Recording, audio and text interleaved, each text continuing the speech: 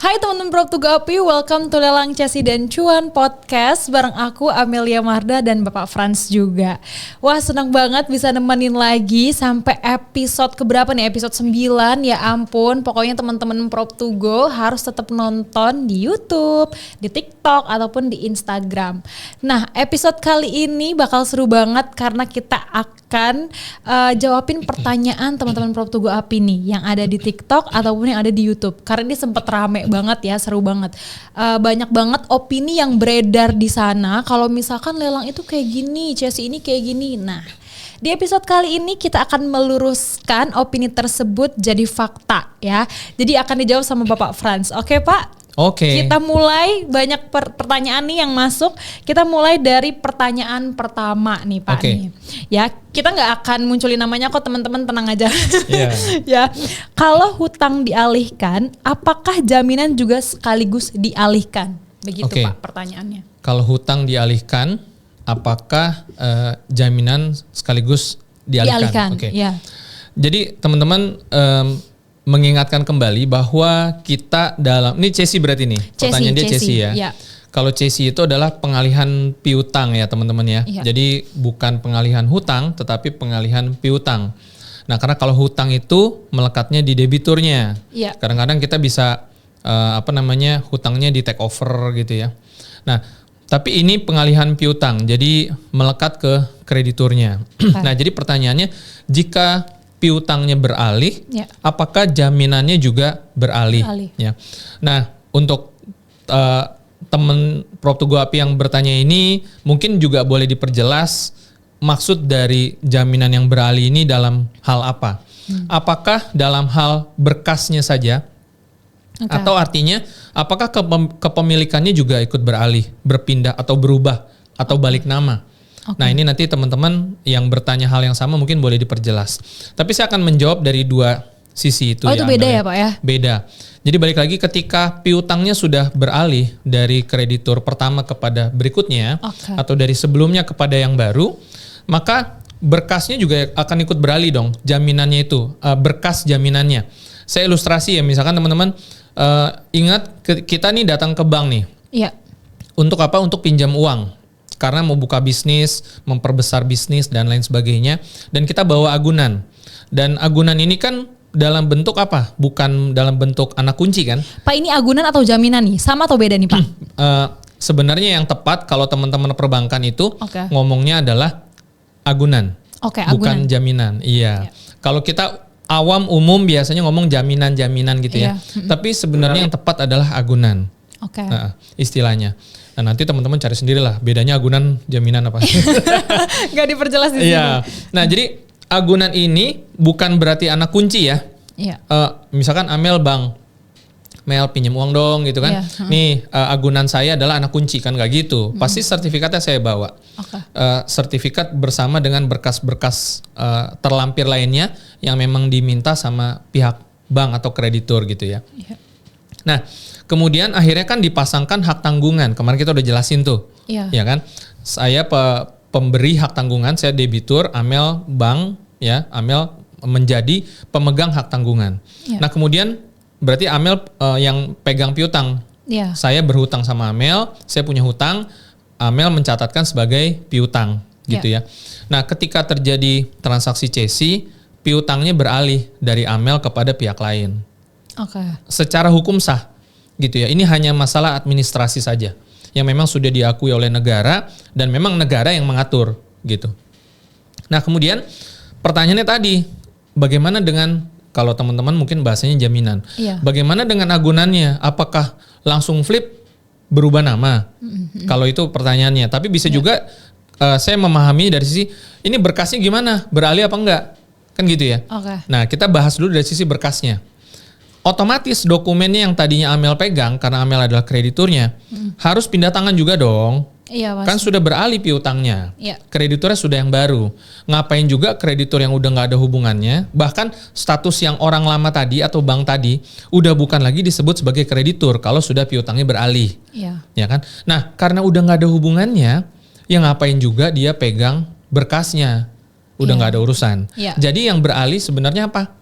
Berkasnya. berkas-berkasnya. Berkas-berkasnya aja, isinya enggak. Nah, gimana nih? Ya artinya gini, sertifikat, misalkan SHM-nya dan lain sebagainya, tadinya kan dia yang pegang. Iya. Ya dia harus kasih dong ke kreditur yang baru. Artinya kan beralih dong. Iya. Ya kan berkasnya berpindah tangan. Oke. Nah, kalau teman-teman nanyanya adalah apakah si jaminan ini atau agunan ini tadi, apakah kepemilikannya ini tiba-tiba berubah nama juga? Jawabannya sudah pasti tidak. Oh, Gitu. oke. Nah ini yang teman-teman bertanyanya mungkin perlu lebih spesifik ya, supaya orang nggak salah paham. Oh, kira aku kalau misalnya kita ada agunan, misalnya kita tanda tangan kontrak untuk nih Pak, saya mau minjem uang ke Bapak misalnya sekian. Nah saya bawa agunannya. Oh, agunannya itu nggak jadi hak milik ya? Untuk ke misalnya ke orang lain. Pada saat minjem duit tadi. Ya, dialihkan pas utangnya pada dialihkan. saat piutang dialihkan. Enggak, karena balik lagi ingat Cesi itu pengalihan piutang, bukan pengalihan kepemilikan. Iya. Nah ini teman-teman yang mesti clear. Jadi kadang-kadang kita kalau nggak tahu sesuatu memang sukanya hiperbola gitu ya. Iya. Wah tanpa seizin bla bla bla ya kan tiba-tiba beralih. Nggak gitu juga. Ini kan negara hukum, semua ada aturannya. Gitu Amel. Oke, jadi ini nge-note banget ya, ngelurusin opini yang beredar di luar juga. Jadi kalau misalnya emang mau buat pernyataan harus hati-hati ya guys ya. Ini sangat-sangat sensitif nih, jangan seolah-olah buat pernyataan tapi nyerang kita juga nih. Kita nggak merasa terserang. Oke, kita ingin mengedukasi agar teman-teman yang tadinya takut karena nggak tahu, setelah tahu jadinya nggak takut lagi gitu loh. Karena orang takut tuh bukan karena apa, karena nggak tahu. Saya juga dulu ketika nggak tahu tuh takut. Tapi setelah tahu, oh ternyata gini toh, aman kalau gitu. Gitu. Gas kalau gitu. Gas. Oke, kita lanjut ke pertanyaan yang kedua nih Pak yang masuk. Soal Cesi juga. Pengalihannya apakah memerlukan persetujuan debitur? Pengalihannya apakah memerlukan, ini menarik ya teman-teman ya. Jadi gini, ketika terjadi perjanjian kredit di awal, saya mau minjem sama Amel ya kan. Nah sebelum kreditnya cair pasti dibuatkan perjanjian kredit. Dan dibuatkan juga hak tanggungan. Nah sebenarnya sudah sama-sama tahu, sudah sama-sama sepakat antara siapa dengan siapa, debitur sama kreditur. Sepakatnya apa? Bahwa ini agunannya nih. Si kreditur juga pasti nilai dong. Ini agunan ini nilainya berapa? Minjemnya berapa? Nggak mungkin dong. Saya minjemnya 1M, agunannya 500 juta. Kurang dong. Loh ya kurang, ya kan? Nah, saya nanya Amel nih, sebenarnya fungsi agunan tuh buat apa sih sebenarnya? Nanti kita masuk lagi ke sana. Amel anggaplah mewakili teman-teman mungkin yang awam deh. Mau pinjam. Buat apa sih kita bawa agunan saat kita mau pinjam kredit sama, sebenarnya bukan cuma sama bank ya, tapi sama siapapun. Kalau kita misalkan kita niatnya positif, kita pasti datang pinjam uang, bawa agunan, ya kan? Bahwa saya mau bayar nih, saya bisa cicil nih. Nah, kira-kira menurut Amel fungsi agunan tuh sebenarnya buat apa sih? Kalau aku pribadi ngelihatnya karena biar orang tuh percaya kalau misalkan aku emang bener-bener minjem uang itu perlu misalkan untuk bisnis aku. Dan bukan berarti aku nggak punya uang, tapi emang aku butuh pinjaman itu karena aku di sisi lain punya aset yang belum berani aku jual. Jadi menurut aku ya udah ini agunannya sebagai barang bukti untuk ya udah ini aku punya uang, cuman aku pinjam dulu. Kayak gitu. Menurut aku ya, opini aku ya. Kenapa teman-teman di luaran sana, saya juga dulu sama kayak teman-teman semua, bahwa saya juga dulu pakai bahasanya jaminan. Dulu ketika belum ngerti, sekarang udah ngerti bahasanya agunan, gitu ya. Nah, kenapa kita nih yang awam nih sebut itu jaminan? Yang kita bawa sertifikat kita sebut jaminan. Itu kan karena gini loh. Ketika saya bilang silakan cek saya mampu bayar gitu kan. Biar percaya, ketika kita ngomong kita mampu bayar, apakah yang calon kreditur akan percaya gitu aja? Kan enggak dong. Pasti dilihat kan kemampuan bayarnya gimana, bisnisnya gimana dan sebagainya. Selain itu dia juga akan nilai agunannya bagaimana. Karena balik lagi, jadi agunan itu Mel sebenarnya tujuannya adalah Enggak sebenarnya kita ngomong jaminan tuh sebenarnya nggak salah juga, karena dalam pemahaman awam adalah saya sanggup bayar, ini jaminannya bahwa saya akan bayar, gitu kan? Nah, tapi kan nggak berhenti sampai di situ Mel. Agunan ini nggak cuman saya pasti bayar, ini saya berani kasih agunan, nggak stop sampai di situ.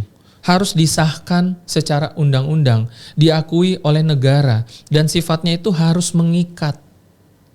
Oh, jadi nanti jaminannya, Agunannya? iya, sorry, jaminan kebiasaan nih ya teman-teman ya. Jadi agunannya harus disahkan dulu, dicap dulu atau gimana? Gak ngerti nih Pak.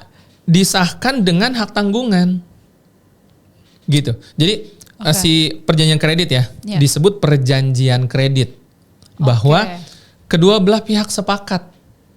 Yang satu akan mencairkan kredit dengan syarat dan ketentuan berlaku. Harus dibayar utangnya. Teman-teman kira-kira setuju nggak hutang itu harus dibayar? Harus itu dulu dong. deh. Harus Pak. Harus dong, ya kan? Nah, tapi kan nggak bisa modal trust aja, harus hitam putih dong. Makanya dituangkan dalam perjanjian kredit. Tapi itu aja nggak cukup, karena perjanjian kredit itu baru dua belah pihak, antara saya sama Amel. Antara piutang nih kita nih. Iya, antara dua pihak perjanjian kredit itu, ya kan? Nah, belum yang sampai level negara. Nah, negara yang dikaitkan kemudian dengan si agunan itu adalah yang namanya hak tanggungan. Yang harus dikaitkan oleh negara. Iya, maksudnya kan agunan itu supaya agunan ini terhubung dengan perjanjian kredit itu sah, ya kan, dan mengikat, itu adanya hak tanggungan. Hak tanggungan itu yang kemudian dinyatakan. Jadi gini, analogi aja deh biar gampang. Hak tanggungan itu sebenarnya status yang ditambahkan ke dalam kita punya sertifikat. Yang ditambahkan. Jadi kalau kita buka sertifikat kita, ada keterangannya. Oh, sertifikat ini sedang dalam agunan. Gitu. Kenapa bisa ada status tambahan di sertifikat itu? Karena adanya akta hak tanggungan tadi. Yang diterbitkan oleh siapa? Badan Pertanahan Nasional. BPN. Ya kan? Hanya BPN yang bisa terbitkan itu. Dan akte hak tanggungan ini juga sebelum akhirnya sebelum akhirnya disahkan sama BPN, diantar oleh notaris. Hanya notaris tuh yang boleh urus ke BPN. Akte pembuatan hak tanggungan itu sebelum kemudian ke BPN agar muncul di sertifikat. Gitu. Nah, kalau tadi pertanyaannya adalah soal apakah dikasih izin gitu ya? Iya, persetujuan debitur. Ya kan? Nah, itu di depan. Jadi si debitur itu sebenarnya sudah menyetujui di depan pada saat perjanjian kredit dan hak tanggungan itu ditanda tangan. Yang isinya kalau sampai saya nggak bisa bayar, ya kan? Apa yang menjadi haknya si kreditur? Nah, itu tertuang di dalam perjanjian kredit dan hak tanggungan itu. Yang kalau mungkin teman-teman belum tahu ya nanti boleh cek lah ya Undang-Undang Hak Tanggungan nomor 4 tahun 1996 yang kemarin udah dibahas sama Pak Rido juga ya, sama pasal 613 KUHP Perdata. Yang intinya sebenarnya gampangnya kreditur itu punya hak untuk mengalihkan piutangnya. Hak loh. Ya kan? Gitu. Jadi ketika lahir perjanjian kredit, hak tanggungan, ya udah nggak ada lagi yang perlu kasih izin karena kan ya dia bisa melelang atau dia mengalihkan piutang gitu. Bisa tertulis semuanya di situ ya Pak ya. Jadi dari awal tuh udah, kalau di sini pertanyaannya apakah memerlukan persetujuan debitur, kita kan udah setuju antara dua pihak dari awal ya Pak ya, kayak gitu ya. Betul. Umumnya tertulis ya, betul. Sangat-sangat jelas ya guys ya. Ada tambahan lagi Pak untuk pertanyaan yang kedua tadi? Ya, jadi simpelnya adalah tidak perlu minta izin lagi ketika terjadi pengalihan piutang. Karena sebenarnya ya sudah izinnya udah keluar dari awal. Kalau enggak pasti kreditnya nggak akan cair. Betul. Karena kan kreditur butuh aman juga. Kalau sampai nanti contohnya ya yakin Amel bisa bayar. Yakin pasti kan nggak bisa cuma gitu doang. Percaya gitu aja. Ya kan harus jaga-jaga juga dari awal. Kira-kira seperti itu. Next pertanyaan yang ketiga ya guys ya. Di sini ada yang buat pernyataan nih Pak. Sekarang banyak orang tahu, ngerti, jadi malas ikut lelang karena ribet, pasti ada masalah, gugatan, eksekusi, upaya lain yang pasti ekstra dana katanya. Nah enak kita buka grafik deh. Kita buka grafiknya aja guys ya. Kru boleh tolong bukain grafik ya. Kita lihat grafik di sini. Karena sebenarnya Amel dan teman-teman semua gitu ya. Sebenarnya posisi saya juga sebelum banyak tahu tadinya sama seperti teman-teman. Ya kalau kita nggak banyak tahu, kita seringkali banyak asumsi lah. Dan itu wajar, sangat wajar, saya lumrah sekali. Tapi semakin kita pelajari yang benarnya seperti apa, datanya seperti apa, faktanya seperti apa, peruntukannya bagaimana, kita jadi lebih wise mungkin ya untuk mengeluarkan mungkin statement-statement dan termasuk pertanyaan itu nggak semuanya relevan, ya kan? Kalimatnya sih kalimat tanya Mel, tapi kan belum tentu relevan, ya kan? Nah nanti teman-teman saya yakin dan percaya kalau teman-teman juga mempelajari lebih dalam, akhirnya pertanyaan saya kayaknya kurang tepat nih, mesti berubah dulu kalimatnya, ya kan? Pernyataan saya juga kayaknya nggak tepat nih, gitu. Nah, sekarang kita akan luruskan. coba lihat datanya nih teman-teman. Ya, ini ada grafik yang dalam satu diagram ini ada 2 grafik sebenarnya. Yang warna kuning adalah nominal kredit, yang warna orange di bawah itu adalah nominal NPL, non-performing loan. Ya, kredit macet lah, gitu ya. Ini diambil selama 20 tahun di Indonesia ya. Teman-teman sebenarnya bisa dapatkan data ini juga. Ini ada di Google. Cuman udah kita bantu untuk jadi grafik lah kira-kira gitu ya. Atau kalau teman-teman sekarang udah cukup canggih ya minta bantuan ChatGPT juga bisa juga. Berarti gitu ini data udah akurat ya guys. Akurat gitu ya. Nah kita bisa lihat nominal kredit itu artinya kucuran kredit yang dicairkan ke masyarakat. Jadi misalkan dalam satu berkas sekali cair 100 juta, 200 juta atau berapa nilai nominal itu maksudnya itu ya nilainya. Nah ini kita bisa lihat grafiknya. Jadi ternyata dari tahun 2005 sampai tahun 2024 teman-teman ya. Kalau kita bulatkan yang 2005-nya itu taruhlah yang sebelah kiri itu nilai triliun rupiah. Berarti anggap aja 1000 triliun. Karena itu sebenarnya kalau kita zoom, mungkin nanti editor akan kasih lihat view secara lebih jelas gitu ya. Itu di bawah 1000, tapi kita bulatkan aja 1000 deh. Biar gampang ya, gitu. Nah, ditarik ke 2024 itu nggak pas 8.000, tapi anggap saja 8.000 deh, ya kan? Nah, berarti kita bisa lihat perjalanannya ini naik ya, lama-lama naik ya. Betul. Kucuran dananya tuh makin lama makin besar, teman-teman, ya kan? Nah, otomatis ada kenaikan sekitar 8 kali lipat dalam waktu 20 tahun. Oke? Nah, sekarang kita mau lihat dari nominal yang cair itu. Bagaimana perjalanan kredit macetnya dalam 20 tahun juga, 2005 sampai 2024. Nah kalau kita lihat yang bawah nggak terlalu kelihatan, karena nominalnya gapnya terlalu besar. 1.000 triliun, 8.000 triliun, kan nggak mungkin masa ya kredit macetnya sampai 7.000 triliun, ngeri banget. Takut banget. Ngeri banget semua. Iya, ngeri banget kolaps dong, ya kan? Nah untuk itu saya juga udah siapin grafik khusus yang, coba kita next dulu. Oke, ini yang sendirian ya, total nominal kredit perbankan yang tersalurkan di Indonesia. Next lagi. Nah, kalau yang bawah tadi kesannya rata gitu ya tadi, kelihatannya rata ya. Ya. Betul, Pak. Karena perbandingannya langsung dalam satu diagram itu ada 2 grafik kan. Jadi nggak terlalu kelihatan. Tapi kalau kita zoom, khusus nominal kredit macetnya aja ditampilkan 20 tahun, ternyata mirip Mel. Naik juga. Ya kan? Tapi satuannya juga memang lebih kecil, nominal kredit sebelah kiri ya. Itu triliun juga, tapi mulai dari, anggaplah kita turunin ke bawah deh, 20 deh. Yang atas berarti kita turunin juga jadi 180. Dari 20 triliun naik ke 180 triliun. Dalam waktu 20 tahun. Ini triliun loh. 2024 kalau kita bicara 180 triliun. Tim udah pusing di belakang triliun. Ya kan? Nih, nah nanti ingetin saya lagi pertanyaan yang tadi ya Amel ya teman-teman ya. Bayangin nih 180 triliun ini, saya mau tanya nih sama teman-teman, mungkin Amel bantu jawab deh. Siapa sebenarnya yang sedang menderita dari 180 triliun ini? Debitur apa kreditur? Kreditur. Nominal kredit macet. Berarti yang nggak bayar utang ya kan? Ada sejumlah hutang, katakanlah 180 triliun nih, belum dibayarkan.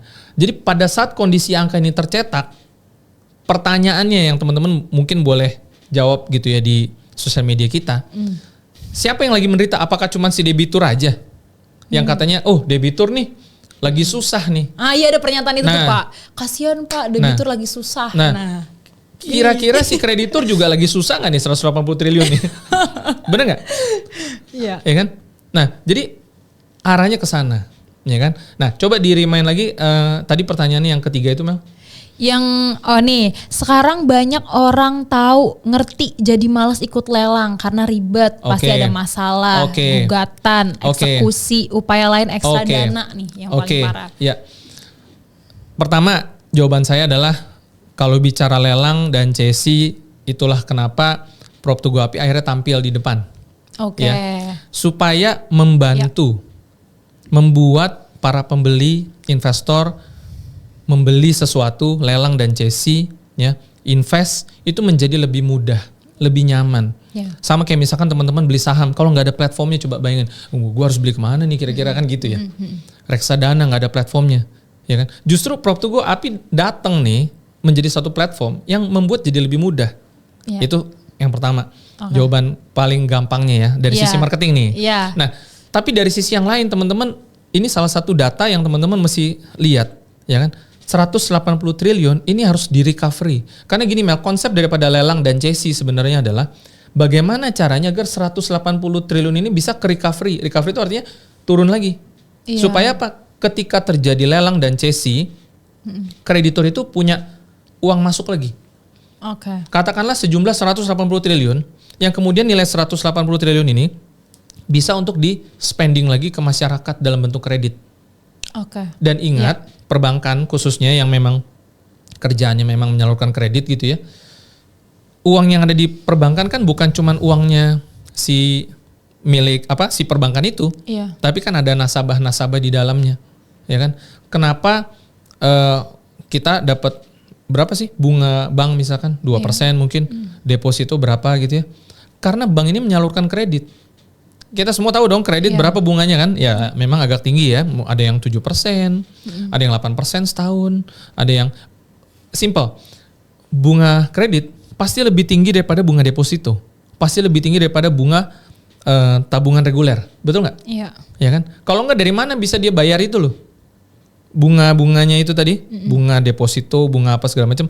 Ya simpelnya ya karena kreditnya jalan. Iya. Ya kan, kira-kira seperti itu. Nah ini kita bantu recovery supaya bisa ngalir lagi ke diputar lagi. Betul. Tapi kalau kayak gini jadi kebuka ya pikirannya, maksudnya kita nggak boleh ngeliat dari satu sudut pandang. Contoh simpelnya, misalnya nih aku ngutang ke bapak, terus aku nggak bayar, otomatis mungkin orang-orang secara simpel, kasihan kan nggak punya uang, Amel mau bayarnya, padahal kan di sisi lain itu kan uang bapak juga ya. Jadi kita harus ngelihat dari dua sisi gitu. Yang ngutangin juga kasihan, yang utang juga kasihan. Jadi jangan salahin satu pihak ya guys ya. Betul. Di sini. Sama Mel gini, kita juga mungkin perlu kasih sampel. Oke. Paling gampang itu adalah kendaraan bermotor nih Mel. Oke. Nggak usah sebut merek lah ya. Sepeda motor merek ABC lah gitu ya. Banyak kita beredar. Macet kan jalanan kita kan. Itu roda 2, belum roda 4. Ya kan, macetnya luar biasa. Nah pertanyaannya simpel teman-teman. Kira-kira populasi kendaraan yang sudah beredar sekarang lebih banyak yang beli cash atau beli kredit? Ayo. Udah tahu jawabannya, kredit. Ya kan? Udah pasti. Udah pasti kan? Yeah. Nah, kalau saya sempat cari cuman saya nggak display ya. Sekitar 70% pembelian itu dari kredit. Sekitar segitulah. Jadi di atas 50% itu dari kredit tuh. Belum lagi kita bahas soal yang beli properti dari kredit. Ya KPR gitu ya. Itu juga jauh lebih banyak. Nah, kita sama-sama buka mindset kita deh ya. Sebelum kita ngomongin melulu soal macet, lelang dan CC, kita mesti lihat fungsinya si kredit ini Mel. Supaya nanti kita bisa menjawab kemudian betapa pentingnya recovery kredit. Betapa berjasanya teman-teman yang beli lelang dan beli CC karena membantu recovery kredit. Ya kan? Nah, motor. 1 unit motor seharga 20 juta. Lalu kemudian dikreditkan. Laku nih. Kira-kira berapa banyak pihak-pihak dari satu penjualan unit motor itu yang kemudian dia bisa dapat gaji, dia bisa dapat komisi, marketingnya udah pasti dong. Nih. Bos dealernya udah pasti dong. Pabrikannya? Pasti. Buruh-buruhnya? Kebayang gak kalau misalkan 70% drop karena gak ada kredit, gimana nasib buruh-buruh yang ada di sana? Orang-orang di belakangnya itu ya Pak ya, kebantu. Kira-kira bos-bosnya si pabrikan, si dealer bisa ngegaji mereka karena apa?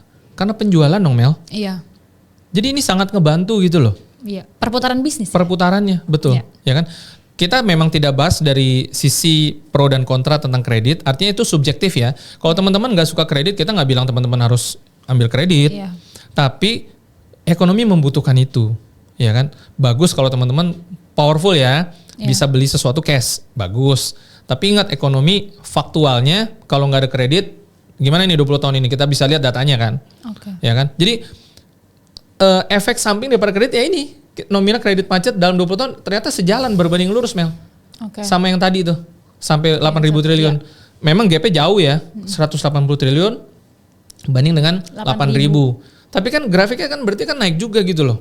Nah ini kan tetap harus di solve, ya kan? Nah kita ngebantuin, kita kalau kemarin Pak Rido bilang pembeli lelang adalah dianggap sebagai pihak yang beritikat baik yang dilindungi sama hukum, ya kan? Ya pembeli kan nggak sendirian, pembeli ada tim pemasarnya dong.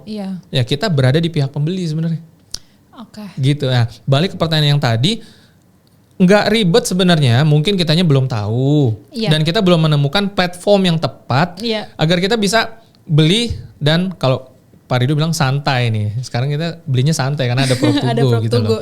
Gitu. Mungkin orang lebih bermasalah gara-gara ada tambahan dana nih, apalagi kalau misalnya pengosongan. Padahal di PropToGo itu udah satu paket guys. Tergantung kesepakatan awalnya gimana ya Pak ya. Betul. Jadi nggak perlu ribet-ribet lagi pengosongan, ada additional tuh nggak perlu. Oke, kita langsung aja next pertanyaan lagi nih Pak. Bagaimana jika Cesi sudah menjual rumah tersebut ke pihak lain, si pembeli? Setelahnya pemilik rumah pertama mau menebus rumahnya tersebut. Nah, pertanyaan Anda agak belibet ya pemirsa ya. Buat simpelnya. Kadang-kadang kita bingung juga ya mendengarkan atau membaca suatu kalimat tanya. Kurang koma aja beda, ya kan? Betul. Kata-kata beda lagi gitu ya. Nah, mungkin boleh diperjelas ketika Cesi debiturnya mau melunasi itu bagaimana? Mungkin gitu ya? Iya, terus gak lama si debitur sebelumnya malah mau ngambil lagi rumahnya tersebut. Pelunasan kan? Dia bilang tadi kan? Oke. Ya, jadi gini teman-teman. Ingat Cesi itu pengalihan piutang. Jadi krediturnya udah berubah nih. Debiturnya sama dong. Nah, debiturnya kemudian mau melunasi hutangnya. Itu kan? Kalau salah teman-teman yang nanya tadi tuh boleh tanya ulang. Pertanyaannya agak gimana gitu, maaf ya guys. Mencoba menerka nih arah pertanyaannya. Apakah boleh dia melunasi? Boleh dong. Boleh. Ya kan? Nah pertanyaannya sekarang kepada siapa dia harus melunasi? Ya tentunya kepada kreditur baru kalau sudah beralih. Kecuali belum terjadi peralihan piutang. Simpel sebenarnya jawabannya. Ya kan? Nah cuman nanti silakan ditunggu surat pemberitahuan dari kreditur baru. Karena bisa jadi mungkin bunganya masih berjalan. Jadi mungkin ada angka yang bergerak gitu loh. Itu wajar aja. Jadi masih bisa ya guys ya kalau misalnya kan kalian posisinya debitur nih, mau beli, mau ngambil lagi rumah yang sebelumnya, kan yang dialihkan itu kreditnya, ya kan piutangnya dari kreditur lama ke kreditur baru, jadi bisa lanjut. Sorry, mungkin saya revisi sedikit teman-teman ya, sebenarnya bukan ngambil lagi rumahnya, belum kemana-mana kok, belum kemana-mana masih punya dia. Betul, gitu. Alright. Hutangnya perlu dibayar, ingat hutang harus dibayar. Selalu menggarisbawahi hutang harus dibayar. Kok tim pada ketawa ini pada ngutang apa gimana? Oke, next lagi nih. Oh ada pernyataan nih Pak kali ini. Bisa aja digugat balik sama pemiliknya. Weh, ini soal apa nih? Digugat balik sama pemiliknya, lelang kah, Cesi kah? Itu pertanyaannya short banget ya. Bisa aja digugat balik. Tapi mungkin dia nanya di postingan kita yang mana. Nah nanti perlu cek juga. Apakah lelang, apakah Cesi gitu ya. Tapi nggak apa, kita jawab dua-duanya deh. Ya kan? Bisa saja digugat balik sama pemiliknya. Case lelang dan case Cesi gimana jawabannya? Ya kan? Nah kemarin Pak Rido udah jelasin teman-teman. Kita nih sebagai warga negara Indonesia diberikan hak. Diberikan hak untuk memasukkan laporan gugatan ke aparatur, ya kan? Saya nggak senang sama siapa, gugat. Ya. Jadi gugat itu definisinya apa sih? Gugat itu definisinya masukin laporan. Tapi kan kemudian laporan itu harus diproses, dicek bukti-buktinya, ya kan? Kalau nggak ada bukti-buktinya, ya mungkin nggak kemudian ditindaklanjuti sama aparatur. Enggak. Mana nih buktinya nih? Not accepted. Saya nggak suka sama Mel, saya gugat. Dasar nggak sukanya apa? Buktinya apa? Apa perbuatan melawan hukumnya di mana gitu? Ya kan? Ya betul. Biasanya orang menggugat itu dia udah siapin nih segala macam alibi, ya kan? Tapi aparatur yang kemudian akan membuktikan gitu loh. Ada hakim dan lain sebagainya. Ya kan? Nah, jadi gini. Gugat ya bisa karena semua orang bisa menggugat, ya kan? Betul. Tapi kemudian si penggugat ini dalilnya di Indonesia tuh dia yang harus membuktikan. Dia menggugat apa, dia harus buktikan itu. Ada buktinya. Ya, Kalau dia iya betul, kalau dia nggak bisa buktikan, bagaimana hakim memutuskan iya kamu yang benar atau kamu yang salah? Bisa-bisa sebenarnya gugatannya itu ditolak, di reject. NO biasa namanya NO. Singkatan apa ya? Tanya Pak Ridho mana. Kemarin udah sempat dibahas tuh Pak sama Pak Ridho. Betul. Jadi lelang ataupun cesi, kalau teman-teman nanya nanti kalau misalkan apa tadi debiturnya gugat. Iya, kalau gugat gimana nih ya kan? Pak? Kalau lagi susah. Betul. Nah itu teman-teman yang bertanya itu harus diperjelas si debitur ini menggugat siapa dan menggugat apa yang dia mau dia ini kan. Ya kan luas ya. Bisa jadi saya nggak suka rumah saya dilelang, saya gugat. Oke. Nanti aparatur nanya, kenapa kamu nggak suka rumah kamu dilelang? Ya soalnya saya punya kredit saya nggak bayar. Berarti kamu yang salah dong. Iya kan? Iya. Gitu.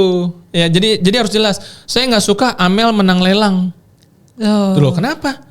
Kan dia beli lelang. Iya. Dia ngebid paling tinggi. Ya pasti logikanya kan. Menang. Si pengadilan nanya gitu dong. Apa nih? Ya. Masalahnya di mana dengan dia menang lelang? Gitu. Jatuhnya fitnah ya guys ya. Ya, pasti logika hukumnya dijalankan dong. Ya kan, ujung-ujungnya NO lagi. Atau misalkan cesi. Saya nggak suka Amel beli piutang dari kreditur saya, lalu beralih. Ya kan, saya gugat. Loh, pengadilan nanya lagi dong. Salahnya di mana? Dia harus tunjukin dong. Iya. Salahnya di mana seorang pembeli cesi membeli cesi karena ada yang jual. Iya. Salahnya di mana? Tuh, balik nama hak tanggungannya disahkan sama BPN, notaris terbitkan akte pengalihan piutangnya. Ya, coba kamu tunjukin salahnya di mana? Itu dulu dong. Ya kan? Nah, sementara itu dari sisi kita pembeli lelang, pemenang lelang maupun pembeli cesi, kalau semua prosedurnya sudah dijalankan, perlu takut kan? Gak perlu. That's it. Itu guys ya. Jadi kita udah meluruskan. Ini sebenarnya diulang-ulang terus ya Pak ya. Pembahasannya itu diulang-ulang terus. Kayak misalkan contohnya kemarin nih, kalau digugat gimana? Udah dibahas di episode sebelumnya sama Pak Ridho juga. Kalau kita memang punya hak untuk menggugat juga. Berkali-kali kita repeat terus-terusan sama Bapak Frans atau juga sama Pak Ridho atau juga kita di setiap episode ada aja tuh terus yang diulang ya guys ya. Jadi kalau misalkan teman-teman masih bingung banget, bisa banget tanya-tanya di kolom komentar aja. Kita akan diperjelas, meluruskan opini yang menyebar di masyarakat. Kita akan edukasi. Pak Frans sih sebenarnya kan edukasi, bukan aku ya guys ya. Aku juga masih nimba ilmu di sini ya guys ya. Oke. Nah, teman-teman Prop2Go, kayaknya kita akan lanjut part 2 karena masih banyak banget nih pertanyaan dari teman-teman Prop2Go API yang ada di TikTok ataupun di YouTube. Karena rame banget tuh kemarin sempat FYP ya guys ya. Jadi, untuk next pertanyaan lagi ada di part 2 guys. Oke?